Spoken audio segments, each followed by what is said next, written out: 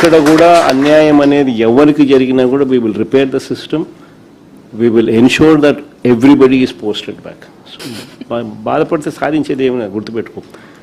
ఈ మనం పోరాటం చేస్తేనే మన సమస్య అనేది హైలైట్ అవుతుంది, అందరి దృష్టికి వెళ్తుంది, న్యాయం అనేది జరుగుతుంది. న్యాయం అనేది కూడా మనం పోరాటం చేయకపోతే జరగదు. It can only be justice can only be delayed, it cannot be denied. అది ఒక్కటి ఖచ్చితంగా గుర్తుపెట్టుకో. దేవుడు ఎప్పుడైనా కూడా మనకు తోడుగా ఉంటాడు. Don't worry about it. God will help us, God will guide us. అలాంటప్పుడు 1:1 వెరిఫికేషన్ పిలవకూడదు సార్, మమ్మల్ని అక్కడే ఆగిపోయి ఉంటాం సార్. ఒకటి దీంట్లో 1:1 అని చెప్పి పిలిచి సబ్జెక్ట్ వెరిఫికేషన్ ఆఫ్ సర్టిఫికేట్స్ మాత్రమే అన్న పరిస్థితి నుంచి రిజెక్ట్ చేయడం అన్నది ఒక తప్పు అయితే, వెరిఫికేషన్ అనేది లో పూర్తిగా సర్టిఫికేట్లో ఆథెంటిక్ జెన్యున్ అని చెప్పి తెలిసి ఉన్నా కూడా రిజెక్ట్ చేయడం ఒక తప్పు అయితే, రెండోది ఇంకోటి ఏంటంటే, ఇంకొకటి ఇంటెన్షనల్గా వీళ్ళు చేసిన మిస్చ్యూవస్ పని ఏంటంటే, ఏ ఎగ్జాము రాయకుండా స్పోర్ట్స్ అని చెప్పి ఒక కేటగిరీ ఒకటి క్రియేట్ చేసి వాళ్ళకి ఎటువంటి ఎగ్జాము అవసరం లేదు, ఎటువంటి క్వాలిఫికేషన్ అవసరం లేదు అని చెప్పి వాళ్ళకు టీచింగ్ పోస్టులకు ఉద్యోగాలు ఇచ్చేసే కార్యక్రమంలో భాగంగా ఇయడము, అది తీసుకొచ్చేదానికోసం మిమ్మల్ని అందరినీ కోసేయడము. దాని తర్వాత మళ్ళీ సేమ్ థింగ్ను మళ్ళీ క్రిటిసిజం వస్తుందేమో అని చెప్పి వాళ్ళ పని అయిపోయిన తర్వాత మళ్ళీ గేట్లు మూసేసినారు. మళ్ళీ కొత్త ఇంకో జీవో ఇచ్చి లేదు ఇప్పుడు ఖచ్చితంగా వీళ్ళు కూడా ఎగ్జామ్ రాయాల్సిందే అని చెప్పి వాళ్ళకి మాత్రం వర్తించదంట, ఇక మీదట మాత్రం ఎవరికైనా కానీ వర్తిస్తుందట అని చెప్పి తీసిన. అంటే దాని అర్థం ఏంది? వాళ్ళందరితో వీళ్ళు మాట్లాడుకొని వీళ్ళు ప్రలోభాలకు రకరకాల ప్రలోభాలతో తీసుకున్న తర్వాతనే జరిగింది. అది ఇంకొక ఫ్లా. 3 months బయటికి రాలేకపోయాం సార్. అసలుకి చాలా సఫర్ అయ్యాం సార్. నాతో పాటు మా పేరెంట్స్ కూడా సఫర్ అయ్యారు సార్. ధైర్యంగా పడతారు. మరి ఎన్ని ఏం కావాలి ఇంతకన్నా. 1998 బ్యాచ్ ఎప్పుడు చెప్పు. దాంట్లో మా బాబాయ్ కూడా ఉన్నాడు సార్. 98 డిఎస్సి అట్లాంటి వాళ్ళకి న్యాయం చేసినామంట.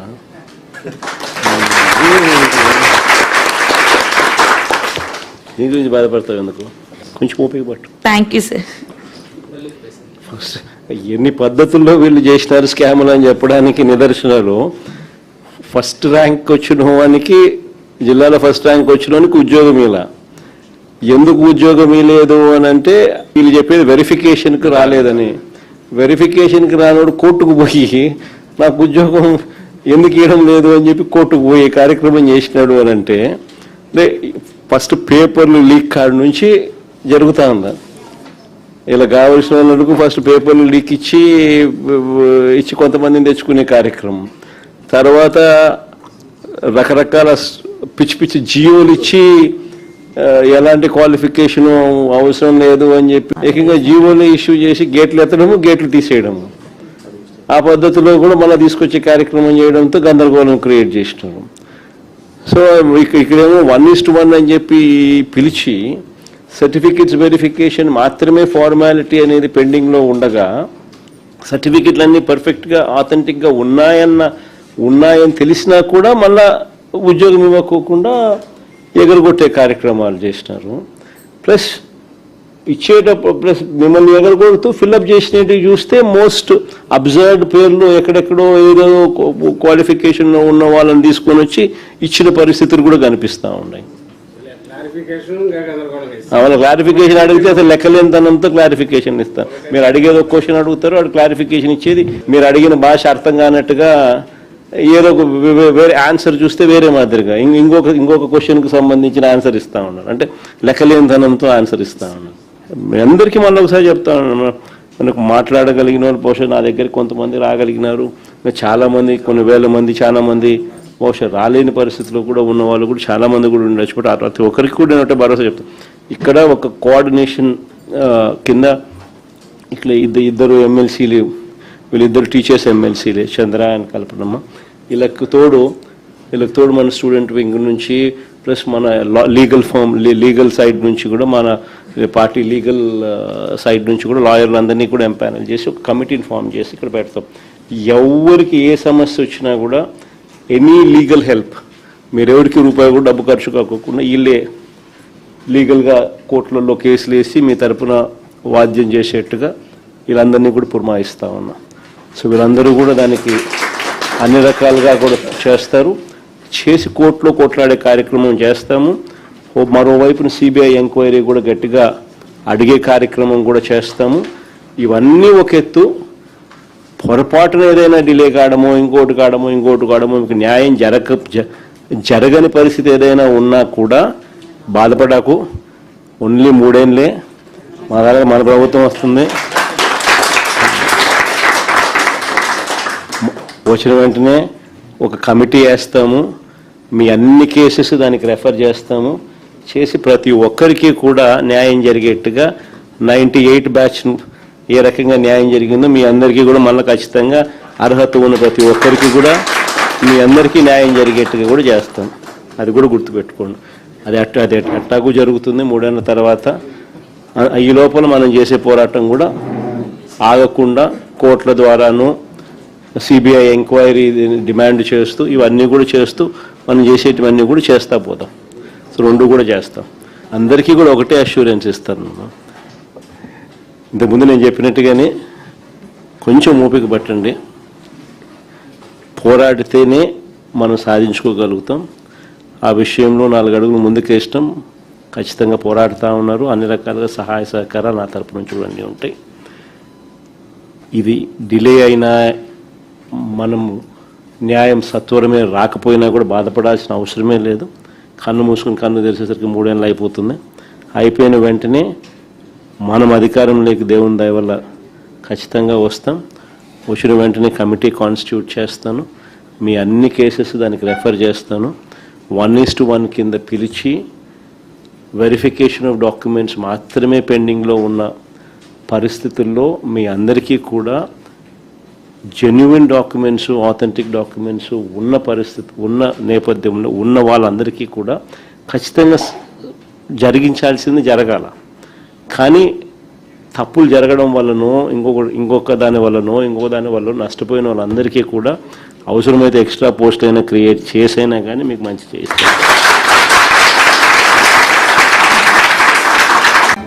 ఇంతమంది డిఎస్సి బాధితులా?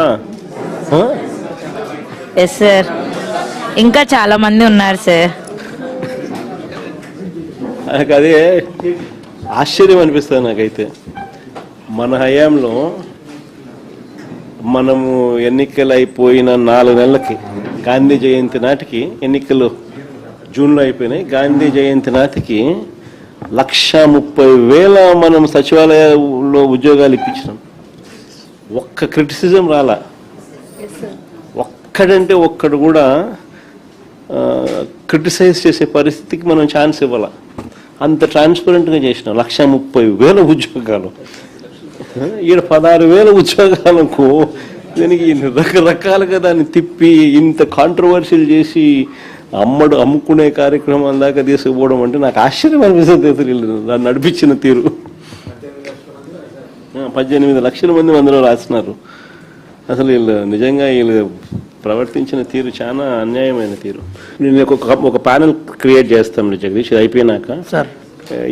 ఇది డీల్ చేసే దానికోసం మన లీగల్ సైడ్ నుంచి మన లాయర్లు ఎవరైతే, మన సీనియర్ అడ్వకేట్లు ఎవరైతే మన దగ్గర ఉన్నారో, సుధాకర్ రెడ్డి, మన వీళ్ళందరినీ కూడా తీసుకొని వచ్చి ప్యానెల్ క్రియేట్ చేసి ఇక్కడ కల్పనమ్మను, చంద్రశేఖరన్, ఎమ్మెల్సీలు మన పార్టీ తరఫున టీచర్లు ఎమ్మెల్సీలు ఎవరైతే ఉన్నారో వీళ్ళని కూడా తీసుకొని వచ్చి ఆ కమిటీలో పెట్టి ఇక్కడ మీకు అందుబాటులో ఉండేట్టుగా చేస్తాం.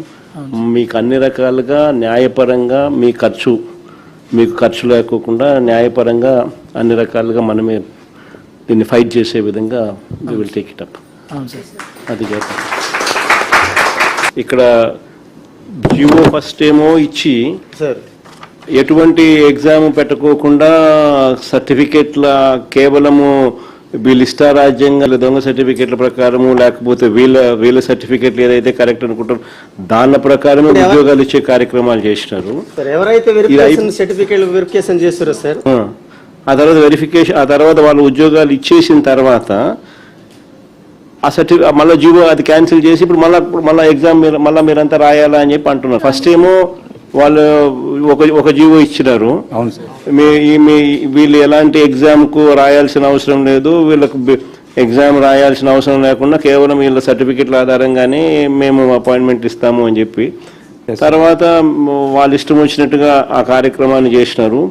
నువ్వు సర్టిఫికెట్ల ఆధారంగా నువ్వు ఇంకా బలమైన సర్టిఫికెట్ పెట్టినా నీకు ఉద్యోగం ఇవ్వలేదు. కానీ వాళ్ళ ఇష్టం వచ్చినట్టుగా వాళ్ళు చేసుకున్న తర్వాత మళ్ళీ వెంటనే మళ్ళీ ఇంకో జీవో మళ్ళీ మార్పు చేసేసి ఇప్పుడు మళ్ళీ మీకు కూడా ఎగ్జామ్ మళ్ళీ దీనికి కూడా ఎగ్జామ్ రాస్తేనే ఎగ్జామ్ పాస్ అయితేనే అని మళ్ళీ తీసుకొచ్చినారు. ఎవరికి మెయిల్ చేసేందుకు ఫస్ట్ జీవో తీసుకొచ్చినారు. తర్వాత ఎవరికి మళ్ళీ వాళ్ళ పని అయిపోయిన తర్వాత మళ్ళీ వెంటనే గేట్ ఎత్తినారు. మళ్ళీ పని అయిపోయిన తర్వాత మళ్ళీ గేట్ మూసినారు. At the end of the day ఒకటి గుర్తుపెట్టుకోవాల్సింది ఏంటంటే ఎవరైతే ఎలిజిబుల్గా ఇప్పుడైతే బాధితులుగా ఎవరైతే ఉన్నామో కోర్టులకు తలుపులు తట్టే కార్యక్రమం చేస్తూ ఉన్నాము. అన్ని రకాలుగా మీ న్యాయ సహాయము న్యాయ పోరాటం మీతో పాటు కలిసికట్టుగా వైఎస్ఆర్ కాంగ్రెస్ పార్టీ తరఫున లీగల్ సెల్ మొత్తం మీకు అండగా ఉండి నడిపిస్తుంది. We will all stand by you. ఇది ఒకటే కాదు, రేపొద్దున అన్యాయం జరిగింది అని అంటే మాత్రం మళ్ళీ మన ప్రభుత్వం వచ్చిన తర్వాత మళ్ళీ ఒకసారి దీని మీద మళ్ళీ ఒకసారి రీఎంక్వైరీ చేద్దాం. Don't worry. We'll demand for an enquiry తల్లి. We'll demand for CBI enquiry in fact in this. వీళ్ళు పొరపాటున వీళ్ళు ఏ రకంగా వీళ్ళు చేయకపోయినా కూడా నాట్ ఓన్లీ ఇప్పుడు ప్రస్తుతానికి నేను చెప్తా ఉన్నాను ఈ న్యాయ కోర్ట్స్ అనేది ఆశ్రయిస్తూ ఉన్నాం అనేది one part of the story. Matter of only time. కొంచెం ఓపిక పట్టు. ఏడిచినందు వల్ల సాధించేది ఏం లేదు, ధైర్యం కోల్పోవడం వల్ల మనం సాధించేది ఏం లేదు. ధైర్యంగా ఉండండి. Matter of only time. 3 ఏళ్ళు కళ్ళు మూసుకుంటే కళ్ళు అయిపోతుంది. మనం వచ్చిన తర్వాత ఎగ్జాక్ట్లీ ఎవరెవరైతే ఈ రకంగా బాధితులుగా ఉన్నారో మీ స్పెసిఫిక్ కేసెస్ మీదనే ఒక ప్రత్యేక కమిషన్ వేసి ఎంక్వైరీ చేపిస్తారు. నేను చెప్తా ఉన్నాను. ఎక్కడ కూడా అన్యాయం అనేది ఎవరికి జరిగినా కూడా we will repair the system. We will ensure that everybody is posted back. So బాధపడితే సాధించేది ఏమైనా గుర్తుపెట్టుకో. ఈ మనం పోరాటం చేస్తేనే మన సమస్య అనేది హైలైట్ అవుతుంది, అందరి దృష్టికి వెళ్తుంది, న్యాయం అనేది జరుగుతుంది. న్యాయం అనేది కూడా మనం పోరాటం చేయకపోతే జరగదు. It can only be justice can only be delayed, it cannot be denied. అది ఒక్కటి ఖచ్చితంగా గుర్తుపెట్టుకో. దేవుడు ఎప్పుడైనా కూడా మనకు తోడుగా ఉంటాడు. Don't worry about it. God will help us, God will guide us. అలాంటప్పుడు 1:1 వెరిఫికేషన్ పిలవకూడదు సార్. మమ్మల్ని అక్కడే ఆగిపోయి ఉంటాం సార్. ఒకటి దీంట్లోమో 1:1 అని చెప్పి పిలిచి సబ్జెక్ట్ వెరిఫికేషన్ ఆఫ్ సర్టిఫికేట్స్ మాత్రమే అన్న పరిస్థితి నుంచి రిజెక్ట్ చేయడం అన్నది ఒక తప్పు అయితే, వెరిఫికేషన్ అనేది లో పూర్తిగా సర్టిఫికేట్లో ఆథెంటిక్ జెన్యున్ అని చెప్పి తెలిసి ఉన్నా కూడా రిజెక్ట్ చేయడం ఒక తప్పు అయితే, రెండోది ఇంకోటి ఏంటంటే ఇంకొకటి ఇంటెన్షనల్గా వీళ్ళు చేసిన మిస్చివస్ పని ఏంటంటే ఏ ఎగ్జాము రాయకుండా స్పోర్ట్స్ అని చెప్పి ఒక కేటగిరీ ఒకటి క్రియేట్ చేసి వాళ్ళకి ఎటువంటి ఎగ్జాము అవసరం లేదు, ఎటువంటి క్వాలిఫికేషన్ అవసరం లేదు అని చెప్పి వాళ్ళకు టీచింగ్ పోస్టులకు ఉద్యోగాలు ఇచ్చేసే కార్యక్రమంలో భాగంగా ఇయడము, అది తీసుకొచ్చేదానికోసం మిమ్మల్ని అందరినీ కోసేయడము. దాని తర్వాత మళ్ళీ సేమ్ థింగ్ను మళ్ళీ క్రిటిసిజం వస్తుందేమో అని చెప్పి వాళ్ళ పని అయిపోయిన తర్వాత మళ్ళీ గేట్లు మూసేసినారు. మళ్ళీ కొత్త ఇంకో జీవో ఇచ్చి లేదు ఇప్పుడు ఖచ్చితంగా వీళ్ళు కూడా ఎగ్జామ్ రాయాల్సిందే అని చెప్పి వాళ్ళకు మాత్రం వర్తించదంట, ఇక మీదట మాత్రం ఎవరికైనా కానీ వర్తిస్తుందంట అని చెప్పి తీసిన. అంటే దాని అర్థం ఏంది? వాళ్ళందరితో వీళ్ళు మాట్లాడుకొని వీళ్ళు ప్రలోభాలకు రకరకాల ప్రలోభాలతో తీసుకున్న తర్వాతనే జరిగింది. అది ఇంకొక ఫ్లా.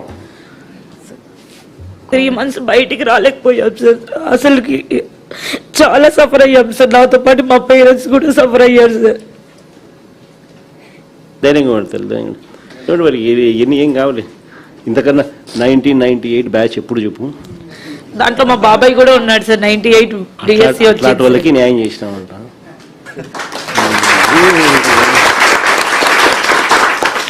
దీని గురించి బాధపడతావు ఎందుకు? కొంచెం ఓపిక పట్టు. Thank you sir.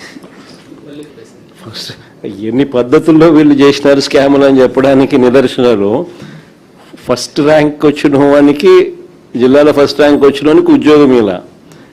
ఎందుకు ఉద్యోగం ఇవ్వలేదు అని అంటే వీళ్ళు చెప్పేది వెరిఫికేషన్కి రాలేదని. వెరిఫికేషన్కి రానోడు కోర్టుకు పోయి నాకు ఉద్యోగం ఎందుకు ఇవ్వడం లేదు అని చెప్పి కోర్టుకు పోయి కార్యక్రమం చేసినాడు అని అంటే ఫస్ట్ పేపర్లు లీక్ కాడ నుంచి జరుగుతూ ఉంది. ఇలా కావాల్సిన వాళ్ళకు ఫస్ట్ పేపర్లు లీక్ ఇచ్చి కొంతమందిని తెచ్చుకునే కార్యక్రమం, తర్వాత రకరకాల పిచ్చి పిచ్చి జియోలు ఇచ్చి ఎలాంటి క్వాలిఫికేషను అవసరం లేదు అని చెప్పి ఏకంగా జీవోలు ఇష్యూ చేసి గేట్లు ఎత్తడము గేట్లు తీసేయడము, ఆ పద్ధతిలో కూడా మళ్ళీ తీసుకొచ్చే కార్యక్రమం చేయడంతో గందరగోళం క్రియేట్ చేసినారు. సో ఇక్కడేమో 1:1 అని చెప్పి పిలిచి సర్టిఫికెట్స్ వెరిఫికేషన్ మాత్రమే ఫార్మాలిటీ అనేది పెండింగ్లో ఉండగా సర్టిఫికెట్లన్నీ పర్ఫెక్ట్గా ఆథెంటిక్గా ఉన్నాయని తెలిసినా కూడా మళ్ళా ఉద్యోగం ఇవ్వకోకుండా ఎగరగొట్టే కార్యక్రమాలు చేసినారు. ప్లస్ ప్లస్ మిమ్మల్ని ఎగరగొడుతూ ఫిల్అప్ చేసినట్టు చూస్తే మోస్ట్ అబ్జర్వ్డ్ పేర్లు ఎక్కడెక్కడో ఏదో క్వాలిఫికేషన్లో ఉన్న వాళ్ళని తీసుకొని వచ్చి ఇచ్చిన పరిస్థితులు కూడా కనిపిస్తూ ఉన్నాయి. అవును, క్లారిఫికేషన్ అడిగితే అసలు లెక్కలేనితనంతో క్లారిఫికేషన్ ఇస్తారు. మీరు అడిగేది ఒక క్వశ్చన్ అడుగుతారు, వాడు క్లారిఫికేషన్ ఇచ్చేది మీరు అడిగిన భాష అర్థం కానట్టుగా ఏదో ఒక వేరే ఆన్సర్ చూస్తే వేరే మాదిరిగా ఇంకొక క్వశ్చన్కి సంబంధించిన ఆన్సర్ ఇస్తూ ఉన్నారు. అంటే లెక్కలేనితనంతో ఆన్సర్ ఇస్తూ ఉన్నారు. మీ అందరికీ మళ్ళీ ఒకసారి చెప్తా ఉన్నాను, మనకు మాట్లాడగలిగిన వాళ్ళు బహుశా నా దగ్గరికి కొంతమంది రాగలిగినారు, చాలామంది కొన్ని వేల మంది చాలామంది బహుశా రాలేని పరిస్థితిలో కూడా ఉన్న వాళ్ళు కూడా చాలామంది కూడా ఉండొచ్చు. బట్ ప్రతి ఒక్కరికి కూడా నేను భరోసా చెప్తాను. ఇక్కడ ఒక కోఆర్డినేషన్ కింద ఇక్కడ ఇద్దరు ఎమ్మెల్సీలు, వీళ్ళిద్దరు టీచర్స్ ఎమ్మెల్సీలే, చంద్ర అండ్ కల్పనమ్మ. వీళ్ళకి తోడు మన స్టూడెంట్ వింగ్ నుంచి ప్లస్ మన లీగల్ సైడ్ నుంచి కూడా మన పార్టీ లీగల్ సైడ్ నుంచి కూడా లాయర్లందరినీ కూడా ఎంపానల్ చేసి ఒక కమిటీని ఫామ్ చేసి ఇక్కడ పెడతాం. ఎవరికి ఏ సమస్య వచ్చినా కూడా ఎనీ లీగల్ హెల్ప్, మీరు ఎవరికి రూపాయి కూడా డబ్బు ఖర్చు కాకుండా వీళ్ళే లీగల్గా కోర్టులలో కేసులు వేసి మీ తరపున వాద్యం చేసేట్టుగా వీళ్ళందరినీ కూడా పురమాయిస్తూ ఉన్నాం. సో వీళ్ళందరూ కూడా దానికి అన్ని రకాలుగా కూడా చేస్తారు, చేసి కోర్టులో కొట్లాడే కార్యక్రమం చేస్తాము. మరోవైపున సిబిఐ ఎంక్వైరీ కూడా గట్టిగా అడిగే కార్యక్రమం కూడా చేస్తాము. ఇవన్నీ ఒక ఎత్తు, పొరపాటున ఏదైనా డిలే కావడమో ఇంకోటి కావడమో మీకు న్యాయం జరగని పరిస్థితి ఏదైనా ఉన్నా కూడా బాధపడకు. ఓన్లీ 3 ఏళ్ళే మన ప్రభుత్వం వస్తుంది. వచ్చిన వెంటనే ఒక కమిటీ వేస్తాము, మీ అన్ని కేసెస్ దానికి రెఫర్ చేస్తాము, చేసి ప్రతి ఒక్కరికి కూడా న్యాయం జరిగేట్టుగా 98 బ్యాచ్ ఏ రకంగా న్యాయం జరిగిందో మీ అందరికీ కూడా మళ్ళీ ఖచ్చితంగా అర్హత ఉన్న ప్రతి ఒక్కరికి కూడా మీ అందరికీ న్యాయం జరిగేట్టుగా కూడా చేస్తాం. అది కూడా గుర్తుపెట్టుకోండి. అది అట్టాగు జరుగుతుంది 3 ఏళ్ళ తర్వాత. ఈ లోపల మనం చేసే పోరాటం కూడా ఆగకుండా కోర్టుల ద్వారాను సిబిఐ ఎంక్వైరీ డిమాండ్ చేస్తూ ఇవన్నీ కూడా చేస్తూ మనం చేసేటివన్నీ కూడా చేస్తూ పోతాం. సో 2 కూడా చేస్తాం. అందరికీ కూడా ఒకటే అష్యూరెన్స్ ఇస్తాను. ఇంతకుముందు నేను చెప్పినట్టుగానే కొంచెం ఓపిక పట్టండి, పోరాడితేనే మనం సాధించుకోగలుగుతాం. ఆ విషయంలో 4 అడుగులు ముందుకేస్తాం. ఖచ్చితంగా పోరాడుతూ ఉన్నారు. అన్ని రకాలుగా సహాయ సహకారాలు నా తరపు నుంచి కూడా అన్నీ ఉంటాయి. ఇది డిలే అయినా మనం న్యాయం సత్వరమే రాకపోయినా కూడా బాధపడాల్సిన అవసరమే లేదు. కన్ను మూసుకుని కన్ను తెరిచేసరికి 3 ఏళ్ళు అయిపోతుంది. అయిపోయిన వెంటనే మనం అధికారంలోకి దేవుని దయ వల్ల ఖచ్చితంగా వస్తాం. వచ్చిన వెంటనే కమిటీ కాన్స్టిట్యూట్ చేస్తాను, మీ అన్ని కేసెస్ దానికి రెఫర్ చేస్తాను. 1:1 కింద పిలిచి వెరిఫికేషన్ ఆఫ్ డాక్యుమెంట్స్ మాత్రమే పెండింగ్లో ఉన్న పరిస్థితుల్లో మీ అందరికీ కూడా జెన్యున్ డాక్యుమెంట్స్, ఆథెంటిక్ డాక్యుమెంట్స్ ఉన్న పరిస్థితి ఉన్న నేపథ్యంలో ఉన్న వాళ్ళందరికీ కూడా ఖచ్చితంగా జరిగించాల్సింది జరగాల.